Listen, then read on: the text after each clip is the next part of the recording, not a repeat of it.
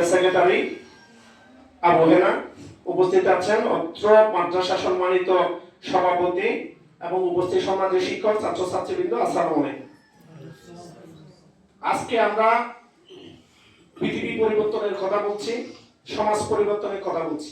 আপনি যদি পৃথিবী পরিবর্তন করতে চান, দেশকে পরিবর্তন করতে চান, সমাজকে পরিবর্তন করতে চান, একটা জিনিস সর্বপ্রথম আপনাকে পরিবর্তন করতে হবে, সেটা হলো শিক্ষা।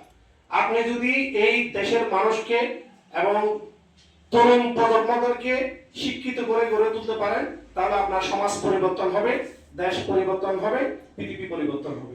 কোরআন হাদিসের মধ্যে বলেছেন, আপনার মাদ্রাসা পড়ছেন, জ্ঞানের কথা বলেছেন, আল্লাহ বলেছেন এবং আল্লাহ এবং রসুল সর্বপ্রথম জ্ঞানের কথাই বলেছেন। ওনারা বিভিন্ন রসুল সাল্লাল্লাহু আলাইহি ওয়াসাল্লাম বিভিন্ন মজলিসের মধ্যে বিভিন্ন বক্তব্যের মধ্যে জ্ঞানীদেরকে গুরুত্ব দিয়েছেন, আপনারা এটা জানেন।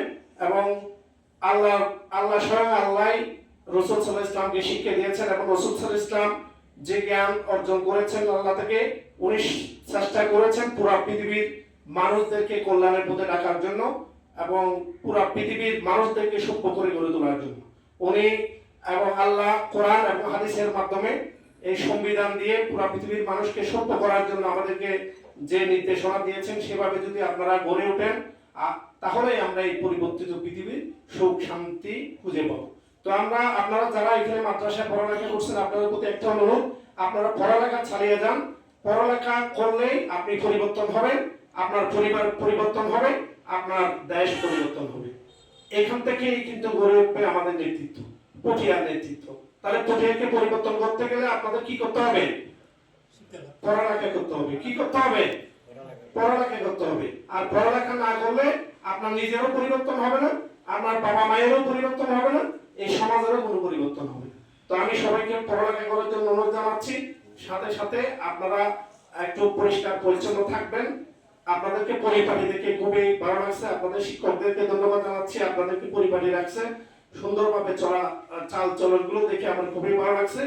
পরিষ্কার পরিচ্ছন্ন এবং হেলথি থাকার জন্য চেষ্টা করবেন। আমি শিক্ষকদেরকে অনুরোধ জানাবো, আপনারা ওদেরকে এই সচেতনতার বিষয়গুলো আপনারা সতর্ক রাখবেন। মশারি এবং টাঙ্গাইল যাতে ডেঙ্গু এবং বিভিন্ন রোগ ব্যাধি থেকে বাঁচে, এই বিষয়গুলো একটু সতর্ক দৃষ্টিতে রাখবেন। অ্যাপেক্স বাংলাদেশ সারা দেশ ব্যাপী কার্যক্রম পরিচালনা করছে। এভাবে আমাদের যেহেতু একবার নজরে এসেছে, আশা করি ভবিষ্যতেও যদি কোনো আমাদের মাসব্যাপী বছরব্যাপী প্রোগ্রাম চলমান থাকে, কোনো প্রোগ্রাম হয়, আমাদের জসিম ভাই এই বছর প্রেসিডেন্ট হিসেবে দায়িত্ব পালন করছেন এবং আমাদের ক্লাবের এখানে পরিচালকরা আছেন, পরবর্তীতে যে কোনো সহযোগিতায় আমরা আপনাদের পাশে থাকবেন। আর সাথে সাথে আরেকটা বিষয় আমি বলবো, আপনারা আমাদেরকে দোয়া করবেন পটিয়া ক্লাবের সকল সদস্যদের জন্য এবং স্পেশালি দোয়া করবেন আমাদের অ্যাপেক্স বাংলাদেশ এলজিবিএনপি রিজওয়ান শাহিদি ভাই, যিনি দেশব্যাপী এরকম শীতার্থ মানুষের জন্য কম্বল বিতরণ সহ বিভিন্ন কার্যক্রমের জন্য, সেবা কার্যক্রমের জন্য অনেক টাকা ডোনেশন দেন এবং আমাদের পটিয়া ক্লাবকেও কিছু 50% ডোনেশন দিয়েছেন। উনি যে টাকা দিয়েছে, আমরা এর থেকে অনেক গুণ বেশি টাকা আমরা এখানে স্পন্সর করে পুরো পটিয়াতে আমরা কার্যক্রম পরিচালনা করার জন্য চেষ্টা করছি। উনি এই যে কন্ট্রিবিউশন করেছেন, এই জন্য উনি যেন সুস্থ থাকেন, আল্লাহ ওনাকে যেন ভালো রাখেন। ওনার রিজওয়ান শাহিদি ভাইয়ের জন্য দোয়া করবেন।